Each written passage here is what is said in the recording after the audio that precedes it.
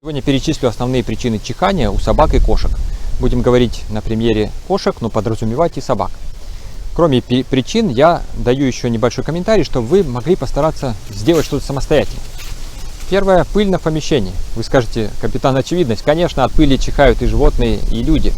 Но многие забывают проводить регулярно влажную уборку или нет времени на это. Обратите внимание, особенно на потайные какие-то места, под диваном, под кроватью, в шифонере. Кошки любопытные животные и могут находить пыль где угодно. Пыль вызывает чихание. Это защитный рефлекс организма, чтобы освободить дыхательные пути. Второе. Есть реакция на острый запах, на какой-то раздражитель. Допустим, парфюмерия, бытовая химия, специи, арома масла, табачный дым. Пересмотрите, пожалуйста, где вы курите, что вы используете в помещении, чтобы у животного не вызывать, посмотрел, где ребенок мы, не вызывать вот этого чихания. Когда вы убираете раздражитель, чихание быстро прекращается. И это я говорю к тому, что третий пункт – аллергия. Вот аллергия может быть на те же причины, которые я перечислил. Но когда вы убираете раздражитель, аллергия просто так не проходит. Нужно время, чтобы иммунная система прекратила действовать, успокоилась, грубо говоря. Либо необходимо применить антигистаминный или гормональный препарат. Примеры: супрастин, дексаметазон. Есть у меня отдельная статья по этим препаратам, ссылку оставлю в описании. Третий пункт, четвертый уже. Это инородный предмет. Чаще всего шерсть попадает, насекомые, сухая трава, собака, допустим, гуляет на улице, вот эти колоски могут попасть в нос. Когда будет чихание, что нужно делать? Осмотреть внимательно. Если снаружи вы видите ту же траву или какое-то насекомое, попытаться извлечь. Аккуратно зафиксировали животное, пинцет взяли, чтобы не навредить. Понятно, что животное будет сопротивляться, дергать головой. Эти попытки пресекаете, кто-то вам должен помогать.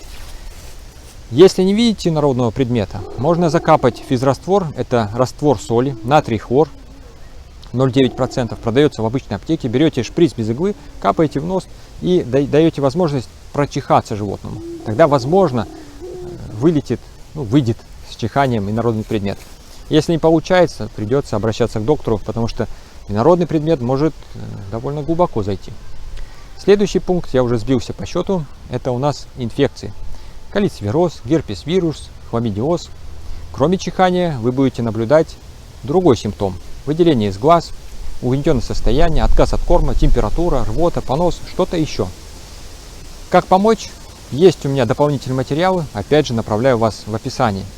Но лучше обратиться к доктору, особенно если у вас маленький котенок, потому что у котенка быстро развиваются осложнения, чтобы вы не упустили время. Следующее – глисты. Конечно, чаще глисты вызывают покашливание. Кошка кашляет и сглатывает. Но иногда бывает и чихание. Что делать? Проанализировать, когда и чем обрабатывали, и обработать. Лучше всего применять препараты широкого спектра действия или те препараты, которые действуют на личинок. Допустим, Мильбимакс, это таблетки, или капли на холку Стронгхолд. Следующий пункт у нас – новообразование.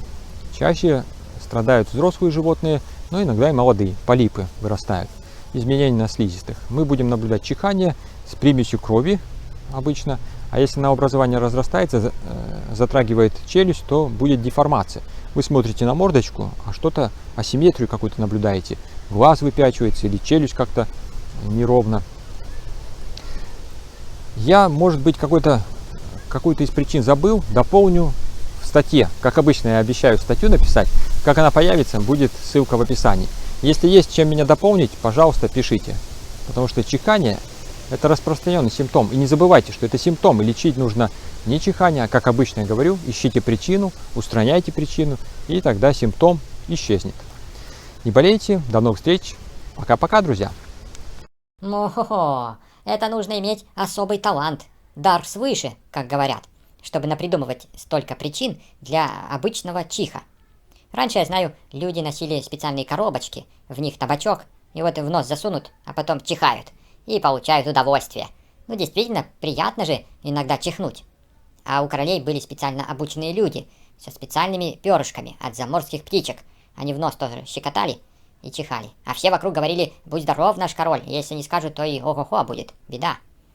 Вот и я думаю, Ну, чихнул котенок или собачка. Скажи, будь здоров, и все пройдет. Зачем вот это всякие пилюли, потом уколы делать болючие? Будь здоров, главное вовремя сказать. Вот и все. А то на тебе такой чих, всякой чих. Это тоже мне профессор чиханий.